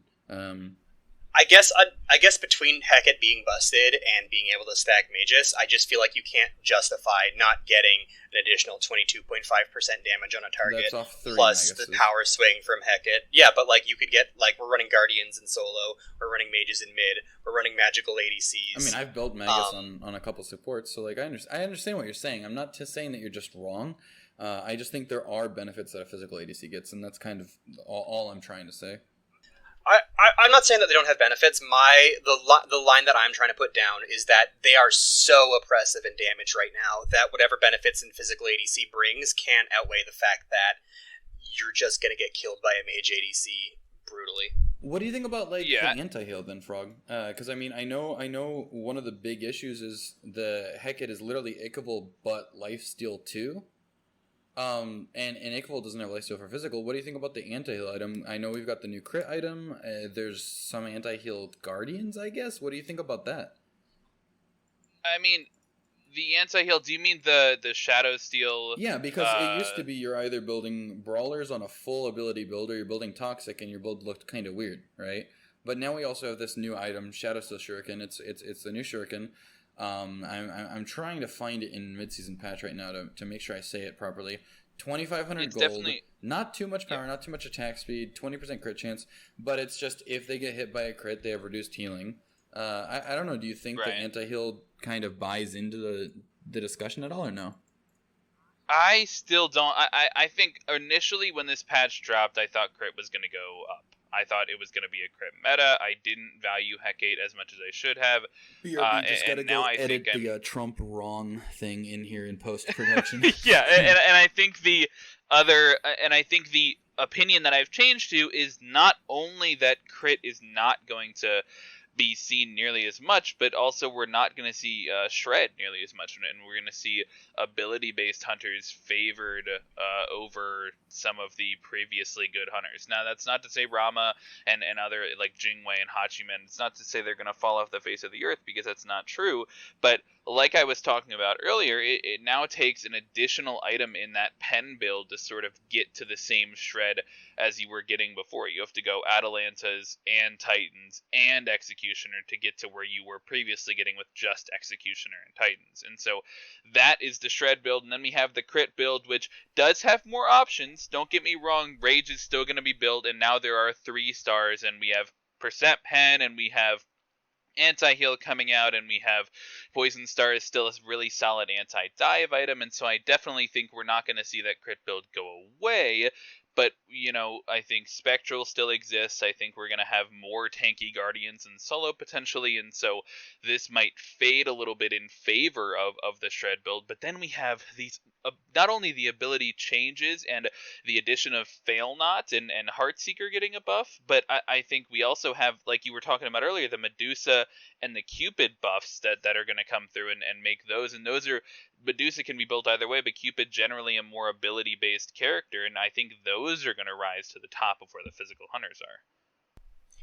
Something low-key that Glacier brought up a while ago, and then I ran tests while we were goofing off before, is a Silver Branch just max out your attack speed on Medusa, and then cast your abilities while her one's up is huge. You can get so much crazy power off of Silver Branch Bow and her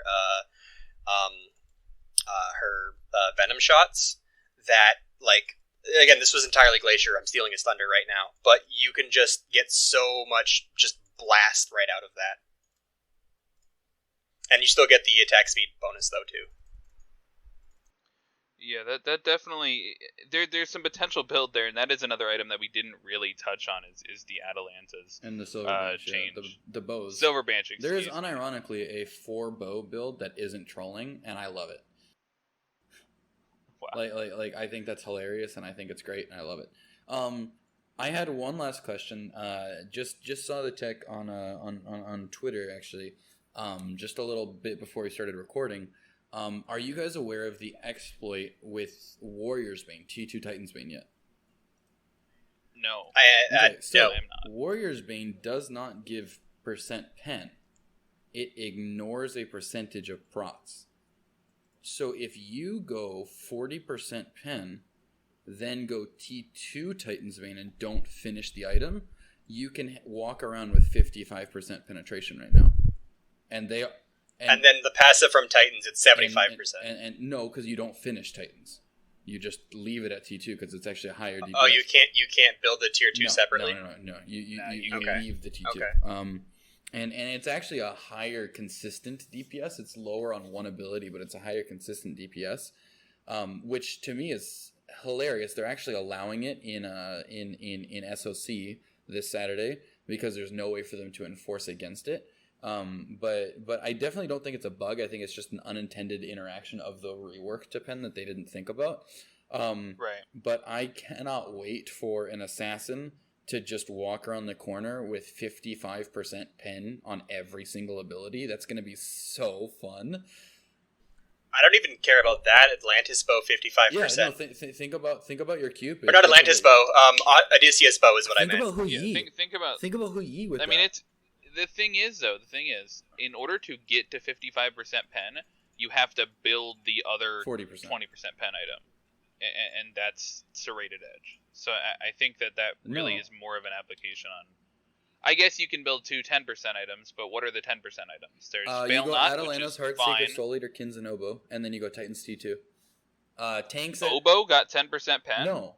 Atalanas, Heartseeker, Soul Eater, Kins, Oboe, and Titans T2. With that build, tanks at 250 procs have the same procs on your first auto now compared to what old Xe stacked 3 times and Titans would have.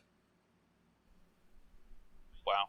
I don't think I necessarily want to get too deep in the woods with that because it is an exploit, and I imagine it's only going to last so long. But at the minimum, it's going to be shifted in the next patch, in the next bonus balance, once they figure out a way to do it properly.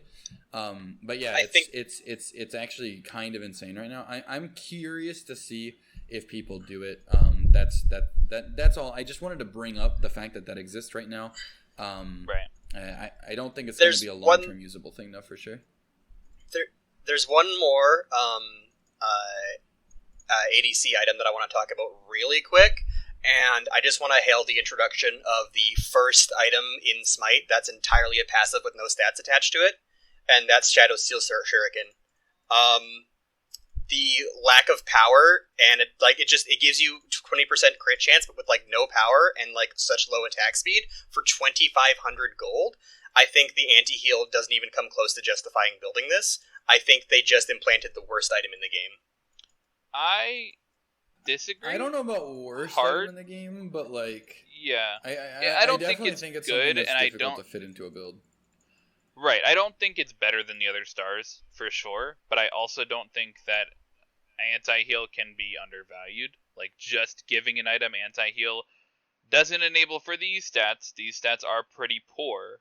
Right, but I mean, anti-heal against something like a healer comp, something designed to be a healer comp, something like that is. But that's what critical. I'm saying. Even in a crit build, I think you'd rather just find another item because for 2,500 gold, getting no stats and then anti-heal only on a crit, I mean, you can get your crit chance pretty high, but I feel like 20 power and 10% attack speed. I mean, 10% attack speed's not bad, but it's not great. But 20 power is a nothing stat for 2,500 gold. I think you just build any other anti-heal item in the game and you get off better than building. It depends on the rest of the build. It depends. I definitely think there's a... I don't think it... I mean, I disagree because it has 10% attack speed on it, and it does also have crit chance. So if you are building crit, and you've already picked up your power source, and you need your attack speed, and if you're looking to increase your attack speed somewhere, if you're looking to crit, and I mean, crit and attack speed go hand in hand, right?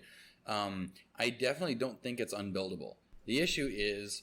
why are you building a build that would fit into in the first place? The issue isn't the item itself. The issue is contextually, there is no way to be building a build where that item makes sense, in my opinion, over building a build but that makes it say Toxic or something like that. And I think that's to do with the rest of the crit tree. I think that's to do with the way that attack speed has evolved. I think that's to do with the way the pen has evolved, and I think that's less to do with just that item in and of itself. It feels like I like the 20% crit chance is the best stat on it, and I just feel like the rest of it doesn't give enough to justify it over most other things. At least Poison Star, even though it's just the reason why I think it's the worst item in the game is because I feel like it really gives no stats for 2,500 gold compared to any other item you'd want to build for that. I think the only other item that I would put in the same tier as Shadow Steel Shuriken is what's it called? That the in the Zone of Gaea tree where it's gets you Mail of Renewal. Yeah, Mail of Renewal. I think Mail of Renewal and Shadow Steel Shuriken are on the I'm clearly trolling you if I build this item tier. I actually hard disagree, but I think I hard disagree. I think if you don't understand the use of Mail of Renewal, you've not seen high level gameplay, and I think it's that simple. I think Mail of Renewal can actually be insane in some comps. I've seen a fair amount of it, and I've never seen Mail of Renewal. I think you have. Well, it did just get recently changed. Yeah. We didn't get a chance to talk about that in the support thing. It went from 5 seconds for 15% of your health and now it's 3 seconds for 15% of your health. If IMO, a win more nothing passive getting better is still a win more nothing passive. Yeah, I agree with that. That doesn't do that much to it. I completely do. Yeah, no, I'm not saying the buff makes the item super viable, but I'm also sort of saying what we were saying with Shadow Steel is that they both have sort of niche applications, but the Shadow Steel comes with a build that just is also niche. So it's not just niche in the crit build. The crit build itself is niche, right? So it's super niche, right? That type of thing.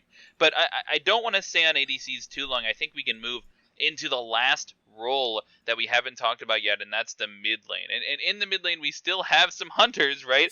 Neath and all these Neath and all these ability hunters, and Neath and all these ability hunters that we were talking about in the ADC role could make an appearance in mid, right? As we were talking about the mage ADCs going over to the ADC lane, so we could see a little bit of a switch up there. We've seen something like that in the past, but I'm not sure that we're going to, just because of, we've talked about Hecate and how that's effective, and we've touched on Magus briefly, but where Magus is really going to come into play in almost every game right now is in the mid lane. I mean, talk to me about this item, Glacier.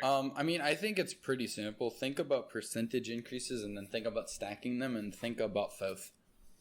I unironically, I think Thoth is one of the best gods in the game right now. If he's allowed to do what he wants to do, which I guess makes him not like one of the top best gods in the game, because if a god has to be allowed to play a certain way, then they can't make that claim. But I think he is a god that is absolutely oppressive.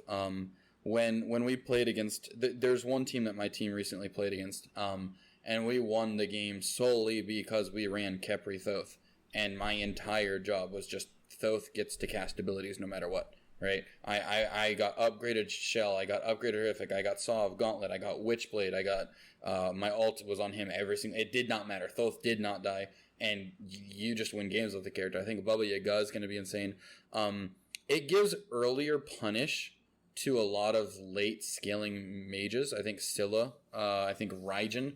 I mean, if you guys were watching SOC or the playoffs or the relegations or whatever they were called, when you saw Diesel just literally get one-tapped by Pigon on Raijin, literally just hit 2-1, and he threw the Jingwei ultimate away, just instantly died.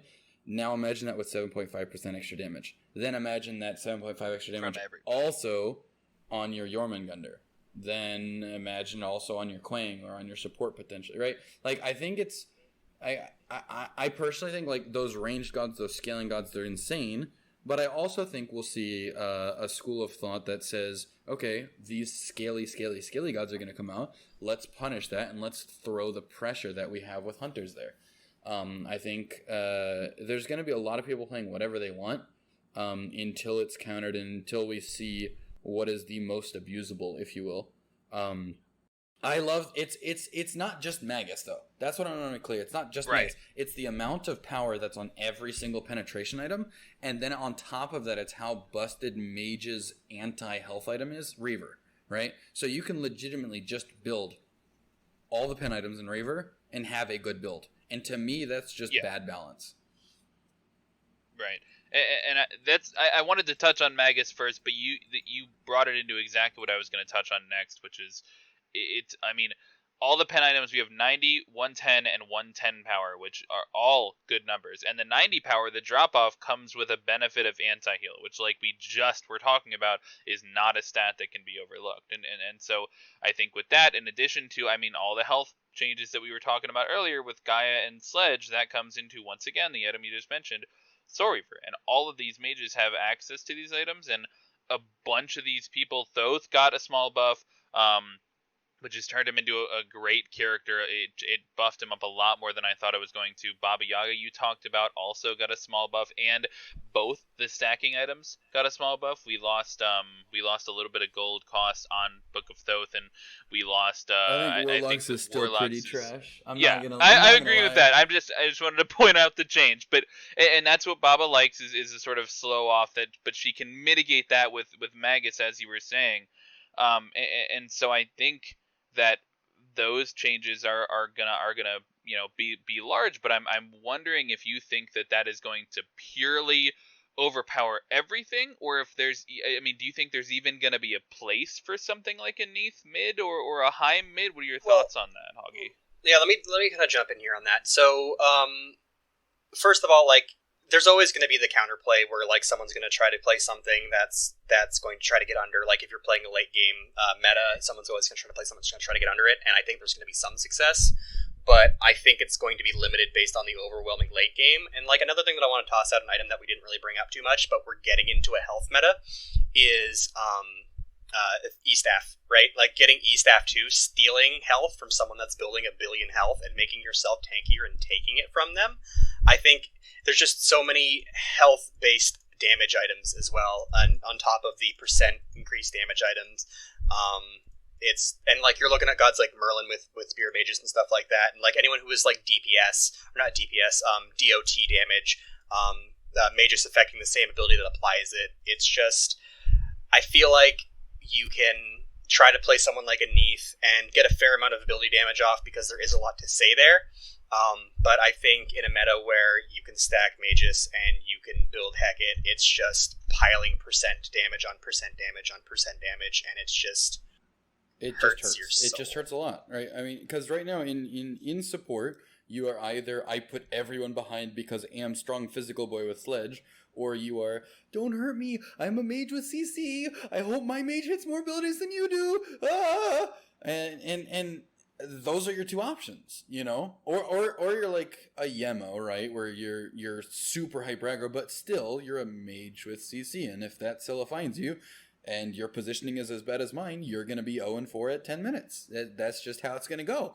Yeah, and it's definitely not just support that gets ran by some of these mid changes. I mean, the pure power and shred that some of these mids have access to. I mean, an initial idea that I was exploring when this patch first dropped was that hunters would change to the sort of bursty characters with the ability based, and that's where they would go, and then mages would get the Magus, and they would get all this pen and percent pen, and they would change to the people that were supposed to shred in team fights, and their roles would kind of swap. Now, I'm not saying that's what's going to happen, because I wasn't even considering mage ADCs at the time I had that thought, but the fact that they just have access to, I mean, obviously we're talking about this sort of one build path that is going to be great against a health build and has so much pen and shred and stuff like that. We're talking about that one build path, but the reality is, as good as those items are, the amount of options that mages have besides that are really good. I mean, Thoth just got changed, and not Thoth, the character,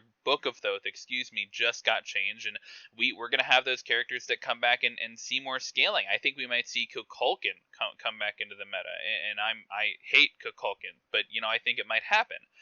And stuff like that is going to, and then we have characters that abuse these items way harder than other people, like Merlin, with the Magus change and his addition to the shred that's already happening. I mean, there's so many possibilities with these new items, and characters are gonna come back into the meta. I think Merlin with Magus is hilariously stupid right now. And the reason that I specifically like point that out, two full health characters in mid, a Giannis who's only a level down, and their support, I think it was maybe a Kumba, I forget what the support was. I playing Athena.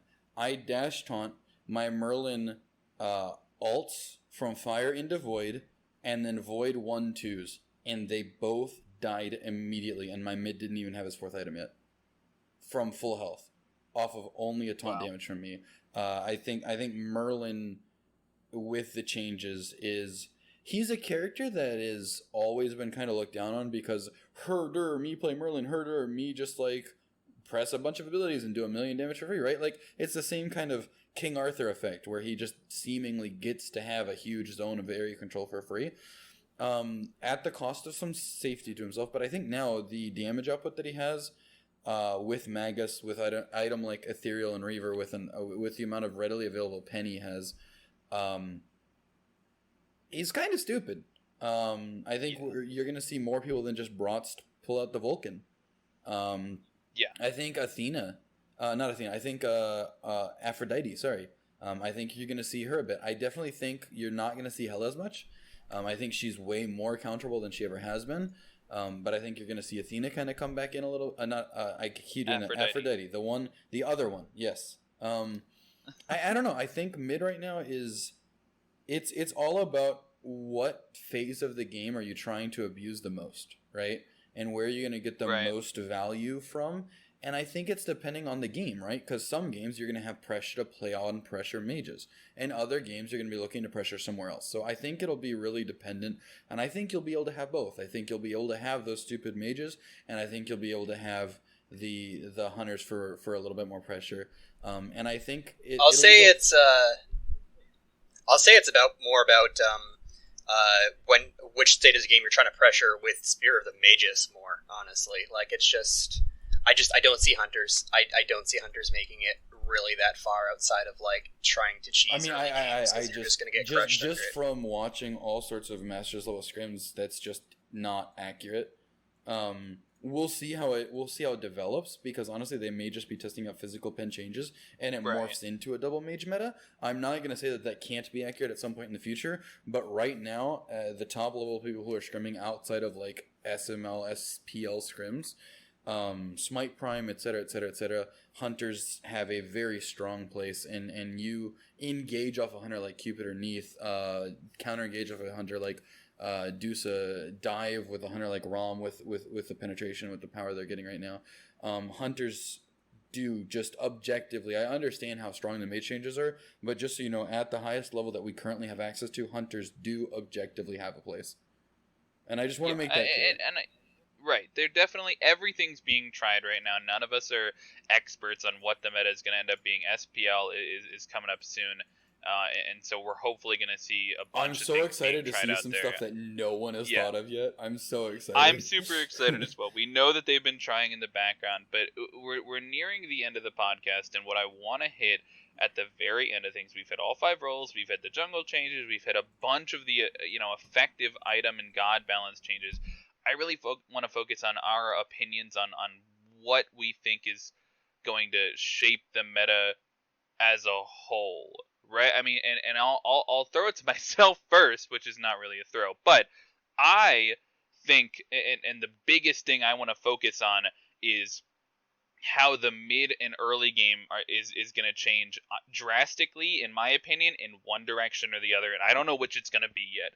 I think we're either going to get a much faster early game, and we're going to get 20-minute, even 19-minute games in some of these cases, and I think those are in line. Those games, that potential is in line with something like the assassin supports that Genetics has been trying, or even the Herc warrior support with the Sledge and the Gaea build. And I think that aggressive potential is definitely there, and we might see it from some people. And we come out on SPL day one, we might see PBM pull something like that out, and the other team's just completely not ready for it, and so we're going to see that dominate for a couple weeks. I'm pretty sure everyone is expecting him to just sledge it up with right. And don't get me wrong, people are already planning against it, but I think that's one end of things. Yeah.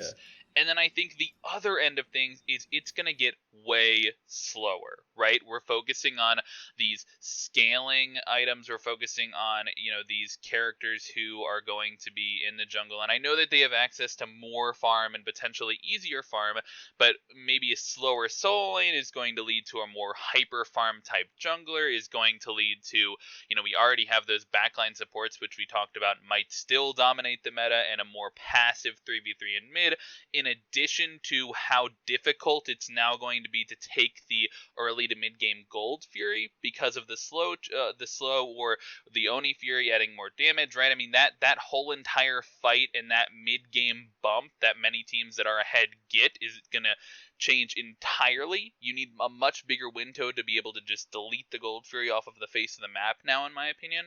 And so I think it's going to go one way or the other, and I'm really excited to see what shakes out. Hoggy, I'm going to go to you next. I need opinions. I need details. Give it to me. I think it's going to go late game. I think there's always going to be the room for one team to snowball, but I think the ability to pile on so much damage as you get to the mid and late and all the scaling and stuff like that, I think we're going to see.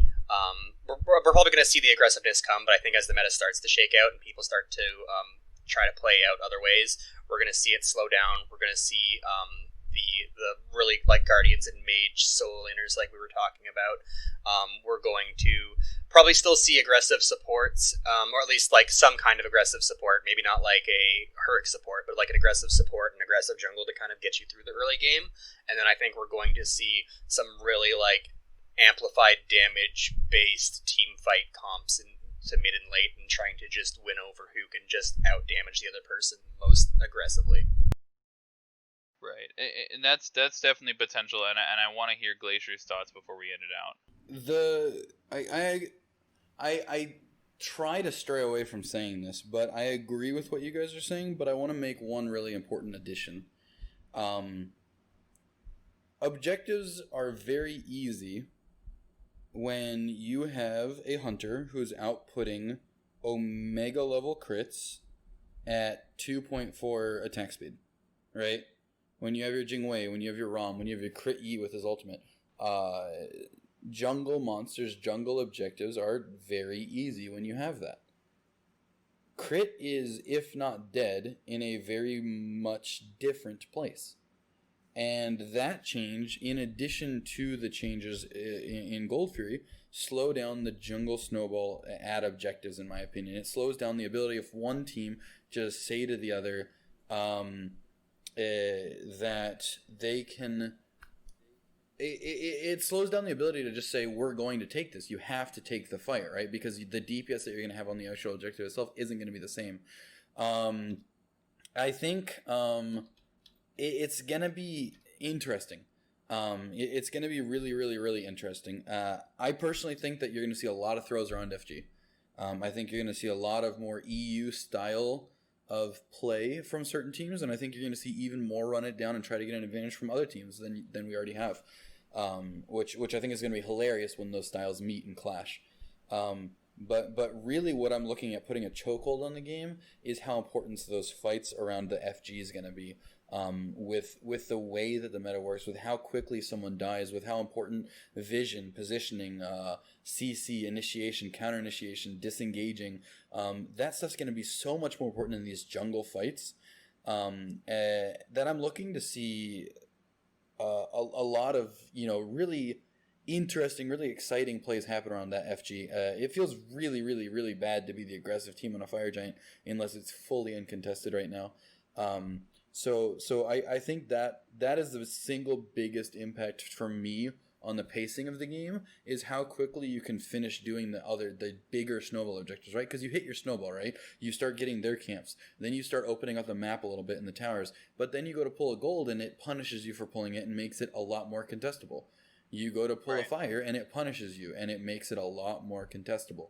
And I think that's a lot of where I'm kind of seeing everything really, really, really shape up in terms of that. If any of you guys have any last thoughts, if you guys disagree, agree, hit me up with it. What do you guys think about Phoenix Sieging? Do you think base sieging is any harder or easier than it was? Do you think it matters? What do you guys think about that before we roll it up? I'm going to go first just because I talked first. That's the reason. But I think that it's not going to change. I actually don't think base sieging is going to change. If anything, it's going to get easier because we have these Ahei assassins coming in that are going to add damage to the Phoenixes. That are going to split push so much more effectively, yeah. Yeah, exactly. We're going to see split pushing, and and I know that they changed the whole backdoor protections thing when Bastet was doing that with her cats, but we have Baka coming in with all this. And he has 6 minions instead of just the 3 cats, and so we might see a little bit of that, a little bit of cheese coming out, especially in the early time. But I don't think it's going to change much. I just think it's going to be much more focused around who engages first and who engages sort of properly and how that goes, because I think it's with the shred and with the new items and especially the addition of some of these new mage items and how we might see the meta go and what characters are now going to be in a late game team fight, it is more possible than ever to, if you step 20 units out of position, you can just die. You can just be gone off the map like that. Yeah. And so I think we're going to see teams focusing on that more than ever, and we might see a little bit more caution because of that at those stages. Real quick to kind of pile on that point before we get to you, Hoggy. Sorry, I don't mean to interrupt, but I think for that reason we're going to see a lot more soft initiations. And then once you've pulled that ability that lets you hard punish, you're going to see like that 100-0 hard punish. But I think you're going to see a lot of dances. I think you're going to see a lot of forward, backward, looking for that big advantage. And once that enemy feels like they have to commit, if you're able to disengage, reset, and then hard punish, I think that's going to be really effective. And I think it's going to be really prevalent, that kind of slower siege mentality. Force an advantage somewhere, pull it out, and once you get it, abuse it, rather than, cool, we have a teamfight advantage, go kill them all, right? because you have a crit hunter, so it doesn't matter what happens, right?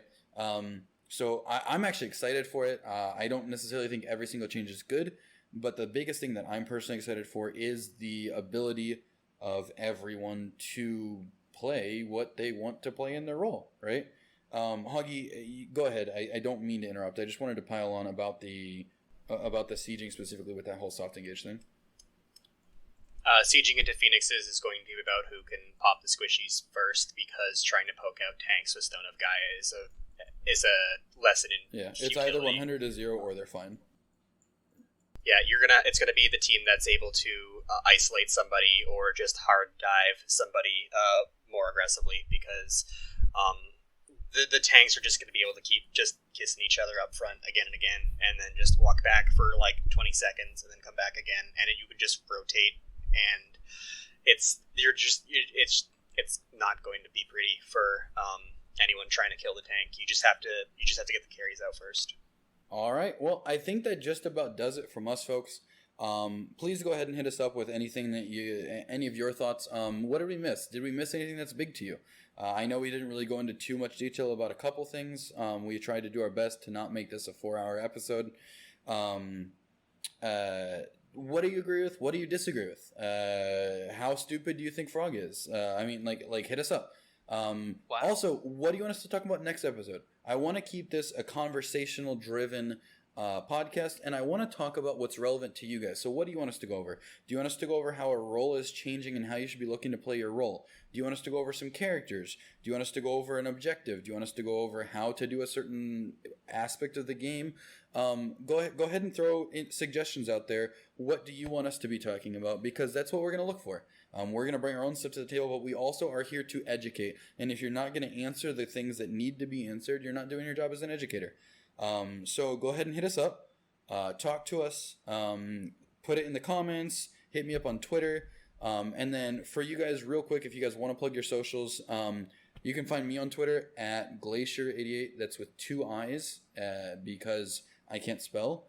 So it just ended up being at Glacier88 with 2 I's for me. And then Hoggy and Frog, where can they find you if they have any specific questions for y'all? I also can't spell, so my Twitter is at the Woodfrog, all one word, but it's got 2 G's. That's my Twitch too, so struggling out here. I can spell, so mine is at Hoggy Smite. Do we want to do a Defenders of Olympus Twitter? Should we at DOOPOD as our Twitter handle for the podcast we too? May at some point. Right now we're not going to, but I mean either way we gonna have some fun with it. That's fair. If you guys listen to the next episode, I will deadass tell you how to steal the speed at the first spawn. I'm not clickbait. I will tell you how to do it. I am so much more worried about next week than I was before you just said that. But yeah, anyway, folks, thank you. If you've listened to this entire thing, you're actually insane. Just about 2 hours of recording. But we appreciate y'all. We'll see you, I want to say next week, but let's be real. Schedules are a thing. Editing time's a thing. So we will see you next time. Thank you so much for listening to the Defenders of Olympus podcast.